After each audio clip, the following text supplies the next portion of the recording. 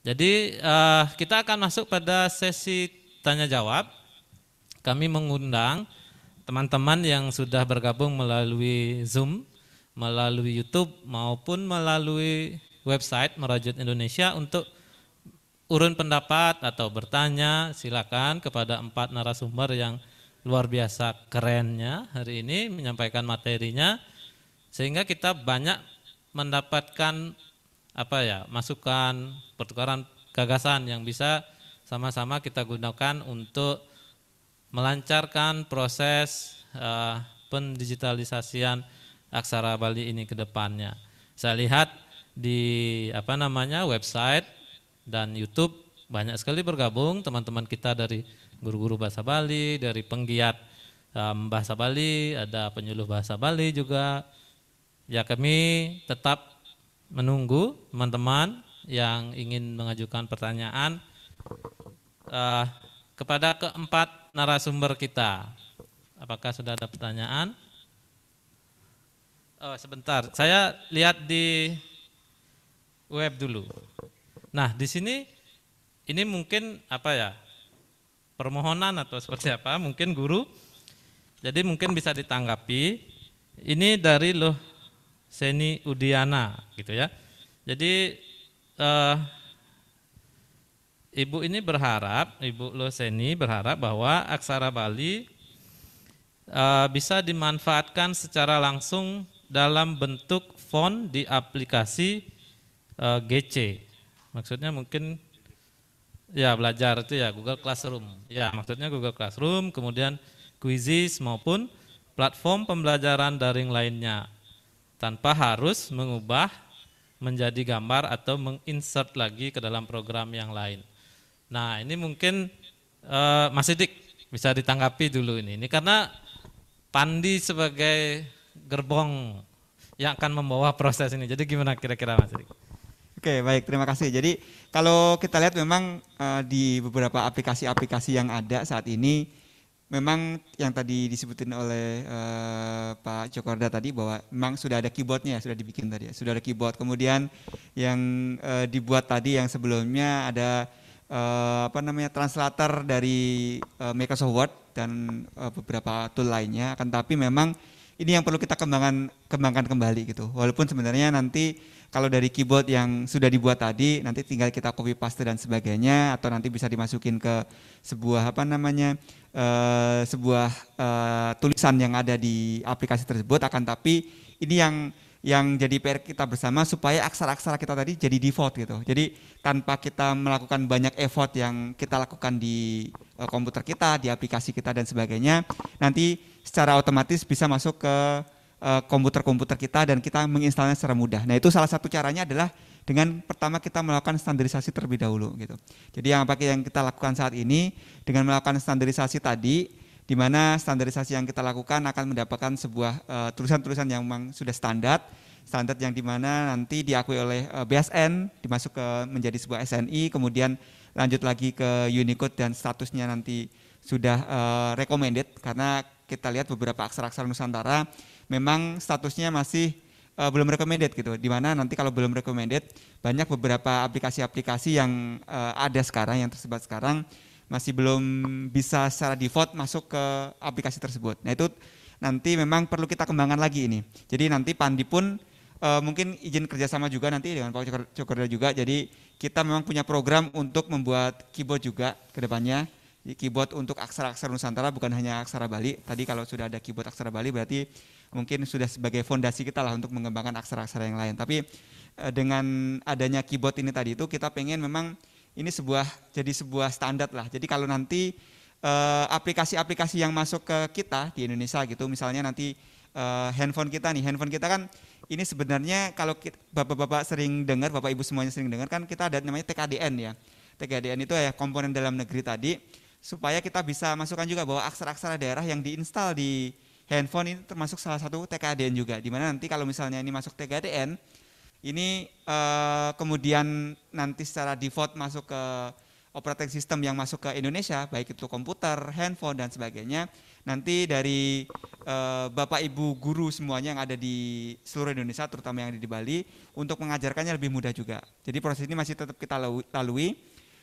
Kita perlu kolaborasi bersama, ada dari pakar teknologi, nanti dari Pandi akan mensupport untuk teknologinya, tapi tadi yang untuk pakar-pakar budaya, pakar-pakar aksara dan sebagainya, karena Pandi memang belum atau tidak berkompeten di bidang tersebut, pasti Pandi butuh kolaborasi dengan pihak lain. Tapi nanti tetap Pandi akan mengawal. Tadi Pandi punya program juga, selain menjadi nama domain yang ada di ujungnya, kita akan mengembangkan juga keyboard-keyboard yang beraksara Nusantara.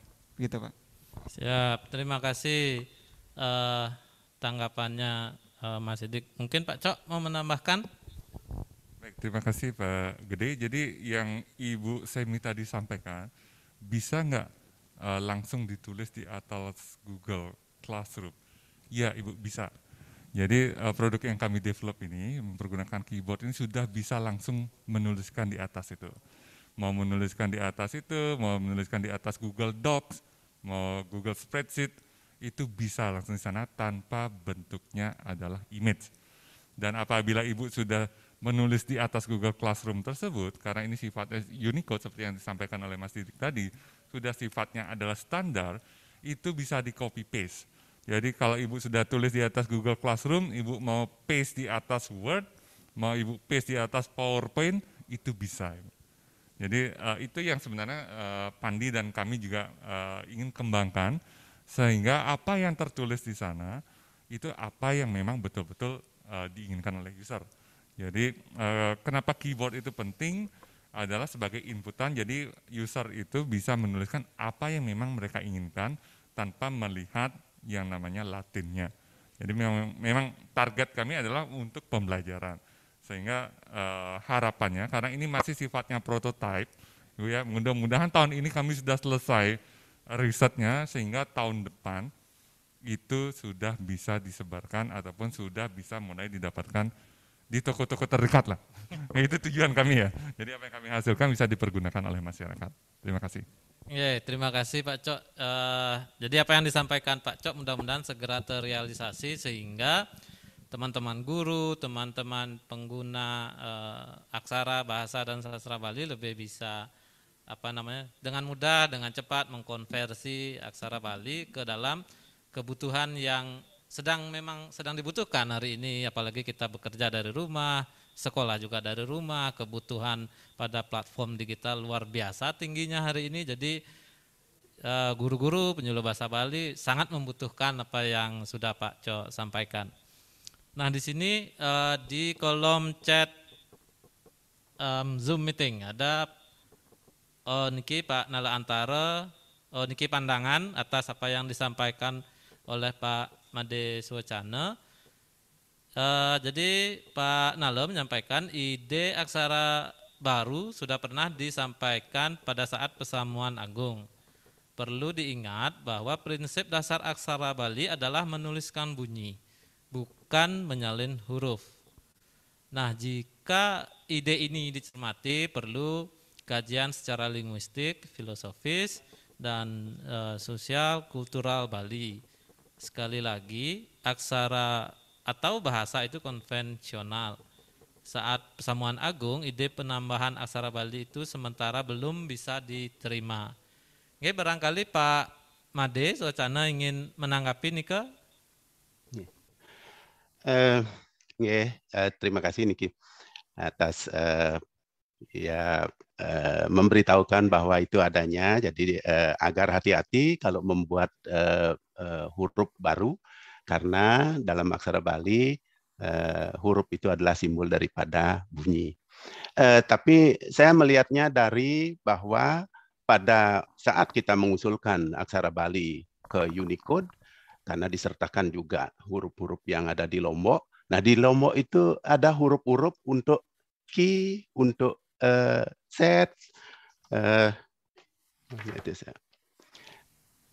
untuk kaf, untuk kot, untuk sir, untuk f, untuk v, untuk cal, dan sebagainya. Dengan memodifikasi huruf-huruf Bali yang ada. Nah, dengan adanya keperluan yang kita miliki sekarang, agar lebih tepat menuliskan papan nama hotel misalnya, diperlukan juga huruf-huruf yang sesuai dengan nama hotel tersebut. Kalau di Lombok misalnya dulu pada waktu masuknya Al-Quran, itu diperlukan huruf-huruf untuk menulis Al-Quran. Nah, kenapa juga kita tidak membuat huruf-huruf di Bali yang bisa memenuhi kebutuhan saat-saat ini, yaitu menulis misalnya nama hotel yang lebih tepat. Itu kurang lebih dasarnya, makanya dibuat juga huruf modern, huruf F, huruf Q, dan sebagainya. Itu mungkin jawabannya. Terima kasih Pak Made atas tanggapannya. Jadi kita lanjut ke penanggap atau pertanyaan yang ada di YouTube. Saya cek sebentar. Wah, di sini ada pertanyaan di YouTube yang cukup panjang dari Aditya Bayu, teman kita juga beliau adalah desainer aksara dan font-font yang cukup aktif di dunia digitalisasi aksara-aksara Nusantara. Jadi pertanyaan dari Aditya Bayu itu ditujukan secara langsung kepada Pak Made Swacana dan Pak Cok. Nah, aksara Bali di masa pradigital menunjukkan banyak sekali variasi, baik dalam lontar, kertas, maupun bentuk tulis lainnya. Nah, ini yang kemudian berkembang menjadi inspirasi terhadap pembuat font. Kemudian pertanyaannya, bagaimana menurut Bapak tentang mengembangkan potensi gaya font aksara Bali di dunia digital? Jadi pilihannya tidak hanya Bali Simbar yang sudah sangat bagus, tapi ada pilihan lain misalnya dari lontar yang gayanya lebih kursif atau setara dengan italik, atau yang lebih bold dan tanpa tebal tipis untuk papan nama dan seterusnya. Jadi Nike, pertanyaan dari Aditya Bayu, barangkali Pak Cok Dumun menanggapi. Baik, terima kasih Bayu pertanyaannya. Ya, jadi pertama saya ranahnya bukan di ranah desain tersebut, ya. Saya ranahnya di teknologi informasi, bagaimana membawa itu di ranah digital. Tetapi apa yang disampaikan oleh Bayu tadi, terlepas dari saya melihat dari ranah digital, saya pun juga mengalami, terutama pada saat aksara Bali dituliskan di ranah publik. Ya, ranah publik kalau kita mengenal tulisan bold, tulisan yang sifatnya huruf kapital, itu adalah untuk memudahkan pembacaan. Ya, yang saya alami ujung-ujungnya, walaupun ada aksara Bali yang kita baca adalah Latinnya. Tapi ini bukan hal yang salah, ya. Yang ada sekarang itu tidak ada yang salah. Perlu kita balik lagi seperti yang saya sampaikan. Saya rasa rekan-rekan atau penggiat aksara Bali setuju sekali bahwa aksara Bali itu akan terus berkembang. Kalau dulu itu tidak menjadi masalah karena papan nama nggak pernah ditulis dengan aksara Bali, ya. Tetapi sekarang sudah mulai dituliskan dengan aksara Bali sehingga membuat suatu hal yang perlu dipikirkan, ya, karena penggunaannya sekarang berbeda. Seperti yang disampaikan oleh Pak Nalo tadi, memang membutuhkan konfirmasi, tidak serta-merta langsung disetujui untuk dijadikan kesepakatan bersama. Perlu namanya ada konvensional ataupun segala macam persetujuan dari semua pihak. Tetapi perlu dipahami bahwa aksara Bali, kita orang Bali, budaya Bali itu dinamis. Ya, tidak menutup kemungkinan apa yang sudah dibuat dulu stop sampai di sana, tidak boleh berkembang. Enggak, saya yakin dengan penggunaan yang berbeda sekarang itu akan menumbuh kembangkan hal-hal baru untuk aksara Bali yang menunjukkan bahwa ini aksara Bali ini fluid sekali. Ya, terima kasih. Oke, terima kasih Pak Cok. Mungkin Pak Made Swacana. Terima kasih Niki, terutama kepada Pak Bayu. Luar biasa hasil karya Anda. Saya senang sekali melihat bahwa banyak sekali variasi-variasi huruf Bali sudah lahir. Pada saat saya membuat huruf Bali tahun 96 dengan Windows, saya sudah menyampaikan juga gitu. Jadi tadinya mengundang, barangkali ada yang ingin membuat font, saya bisa bantu. Kemudian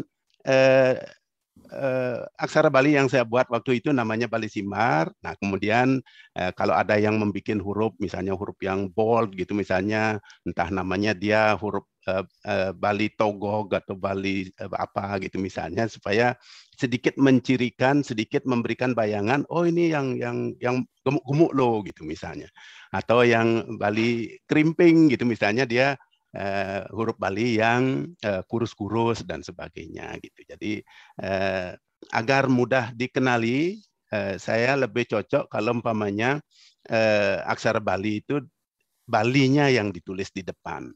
Jadi misalnya Bali bold atau Bali apapun dia, agar Balinya ditulis di depan, sehingga dia akan mengelompok huruf Bali semua, sehingga menggampangkan memilih font kalau kita ingin memilih huruf yang tebal atau huruf yang kurus-kurus dan sebagainya.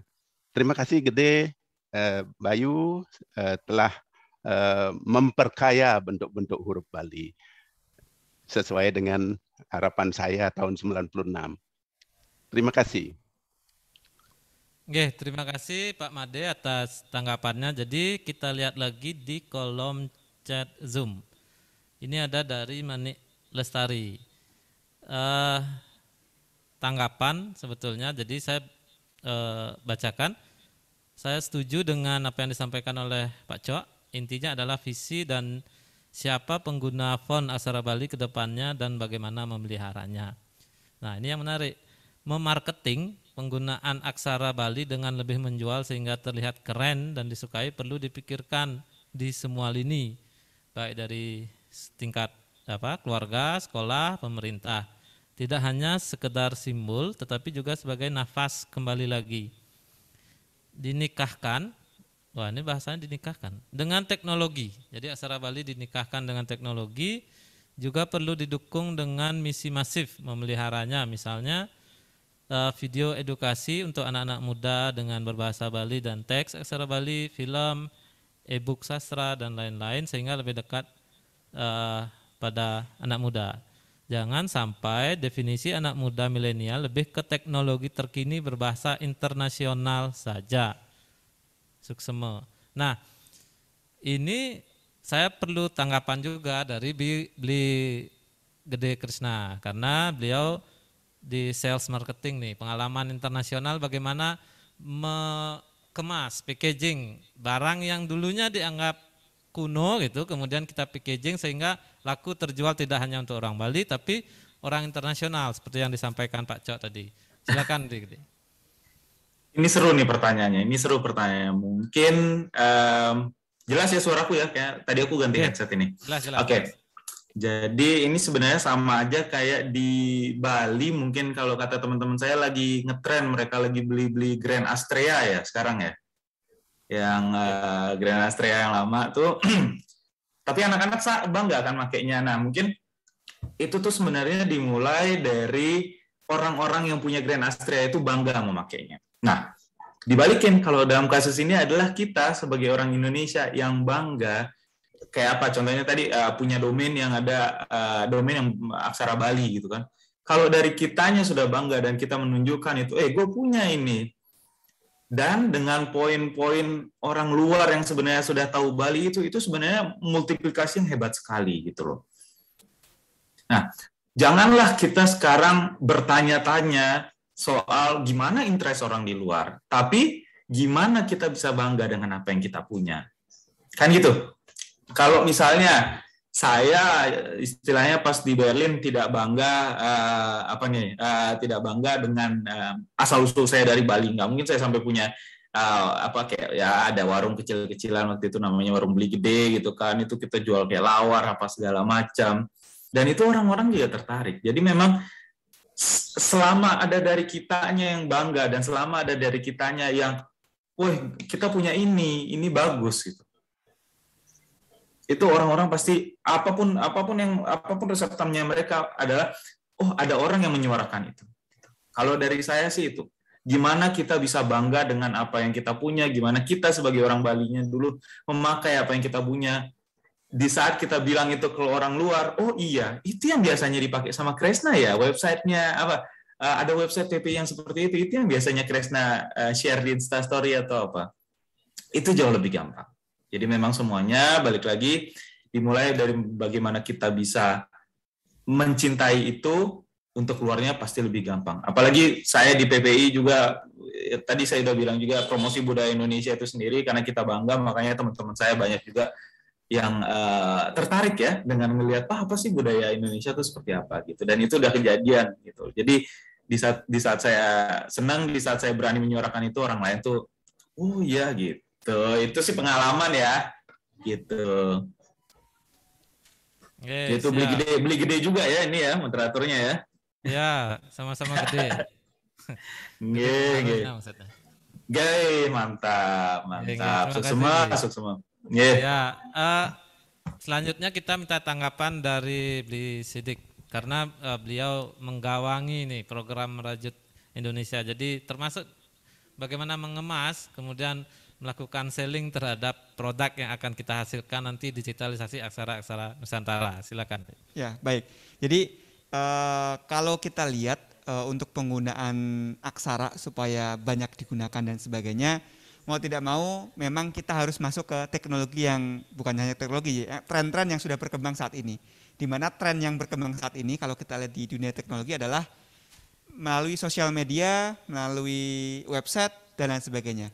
Maka oleh itu mau tidak mau supaya aksara-aksara Nusantara tadi, termasuk nanti ada aksara Bali tadi, supaya bisa banyak digunakan oleh masyarakat secara luas, bukan hanya orang-orang Bali yang ada di Bali, tapi mungkin bisa jadi adalah orang-orang Bali yang ada di seluruh dunia, atau mungkin juga bahkan orang-orang yang bukan orang Bali, bukan tinggal di Bali, tapi ingin mempelajari aksara Bali. Itu kan pasti banyak juga.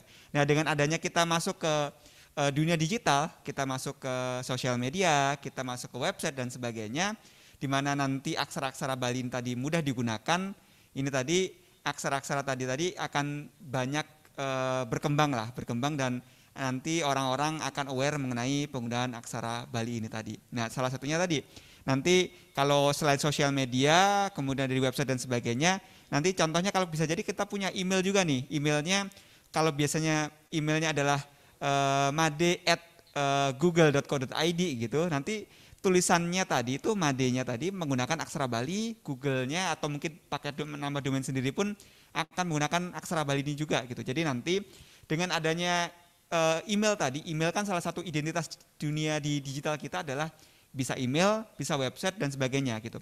Nah, kalau identitas digital kita tadi yang ada di internet melalui website, melalui email dan sebagainya tadi itu kita sampaikan ke pihak luar, kita sampaikan ke orang lain, misalnya kita kirim email ke orang Amerika, kita kasih informasi mengenai website kita ke orang Eropa dan sebagainya, mereka melihat nih, oh ini huruf apa sih gitu. Setelah mereka buka dan sebagainya, nanti mereka bisa mengakses dan seterusnya, mereka akan pengen tahu nih, nanti pengen tahu hurufnya seperti apa, kemudian lambat laun bisa jadi mereka akan mempelajari juga. Jadi memang aksara-aksara yang nanti akan kita masukkan ke dunia digital akan lebih mudah untuk digunakan, kemudian dipelajari dan dilestarikan di dunia digital. Kira-kira begitu, Pak.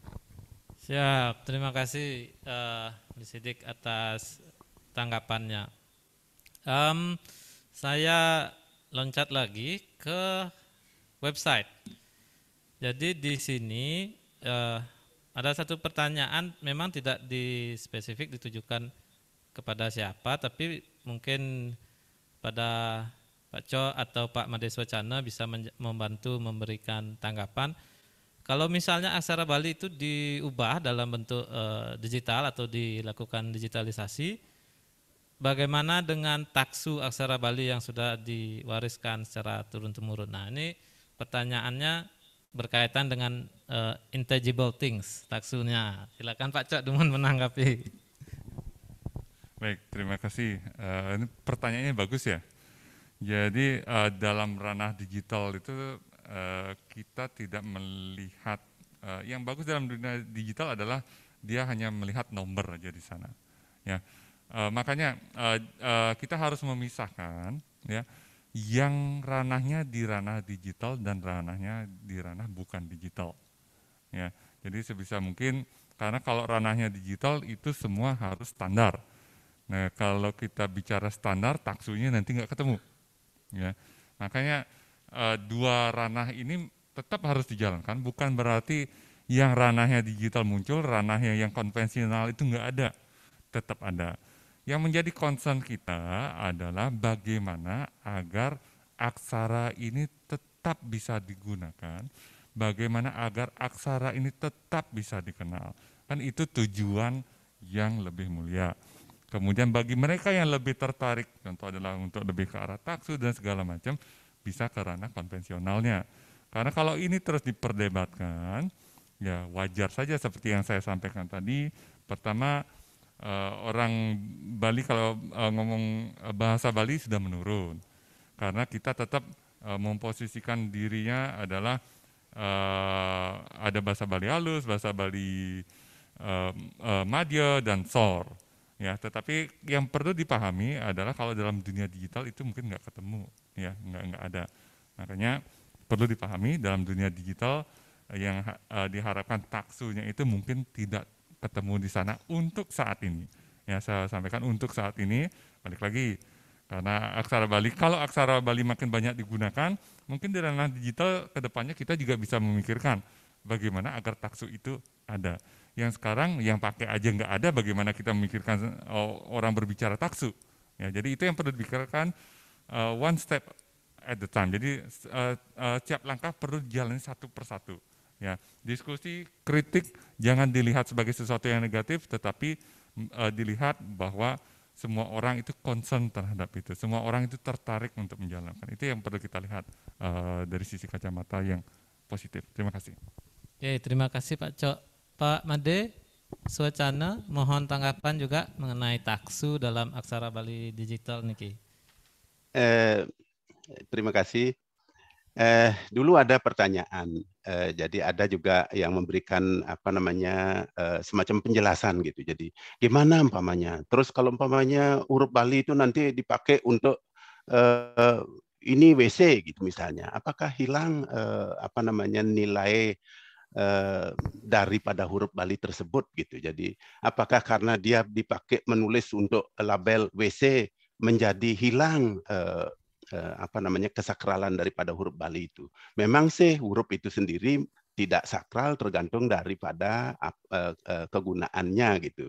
Jadi dulu ada kesan-kesan seperti itu, memang sulit sekali menanggapi hal seperti demikian gitu. Jadi sama dengan misalnya ada buku yang bertuliskan Al-Quran gitu misalnya.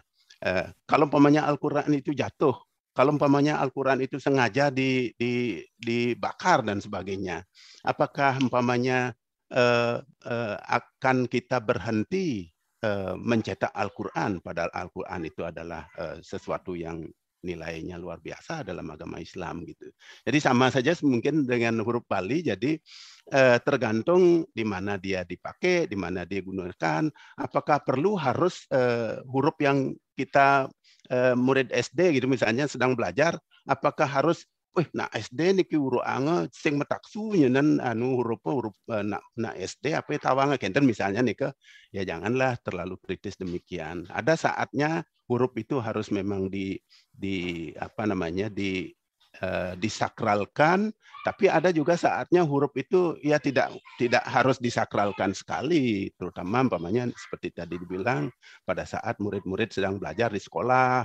Waktu saya SD misalnya disuruh oleh guru tepuk ya tunun timpala tulisin no, tepuk ya tanah di tanahan nulis con dan sebagainya gitu. Jadi soal taksu itu di mana dia harus dituntut bahwa huruf Bali itu harus metaksu gitu. Itu mungkin maaf ini saya tidak ngerti masalah-masalah yang seperti itu. Nggih. Tapi tanggapannya nika sangat menarik. Jadi bisa membantu memberikan tanggapan apa yang sudah disampaikan oleh penanggap tadi masalah taksu, yang kemudian bagaimana mengkonversi taksu dalam aksara Bali secara tradisional yang dulu disurat di lontar, di batu, di gerip, lempeng tembaga, lempeng timah ke dalam bentuk digital. Nah, menurut pandangan Pak Cok, sementara memang sampai saat ini taksu itu belum bisa recognize gitu ya secara langsung melalui dunia digital. Barangkali ke depannya ada pengembangan di artificial intelligence mungkin yang bisa membuat ada AI yang menghadirkan taksu dalam bentuk-bentuk digital aksara Bali dalam perkembangannya nanti di dunia digital. Baik, berhubung waktu sudah habis, gitu, kita akan akhiri webinar sesi kedua ini. Padahal ini di Zoom juga ada tanggapan yang sangat luar biasa, di YouTube juga ada beberapa pernyataan yang sangat menarik, pengalaman-pengalaman pribadi dari guru bahasa Bali, dari penggiat bahasa Bali tentang bagaimana mereka berhadapan dengan personal atau orang luar Bali yang ingin sekali atau cinta sekali terhadap aksara Bali. Jadi orang luar saja cinta dan mau menggunakan aksara Bali, kenapa kita sebagai orang Bali tidak mau gitu menggunakannya kembali. Dari diskusi webinar sesi 2 ini ada banyak hal yang bisa kita catat begitu, bahwa alih aksara yang dari aksara Bali yang konvensional atau tradisional ke dalam bentuk digital adalah untuk memenuhi kebutuhan zaman, dan kebutuhan zaman itu berfungsi untuk melestarikan atau menjaga aksara Bali dari ancaman kepunahan. Tentu saja apa yang menjadi cita-cita kita bersama, digitalisasi aksara Bali ini membutuhkan dukungan yang sangat besar dari berbagai pihak, tidak hanya orang Bali sendiri sebagai pewaris aksara Bali, tapi dari kalangan internasional, dan itu sangat mungkin difasilitasi oleh teman-teman kita di PPI Dunia. Barangkali demikian. Mohon maaf jika selama saya mengantarkan diskusi hari ini ada kesalahan atau kekeliruan. Saya kembalikan kepada MC. Terima kasih.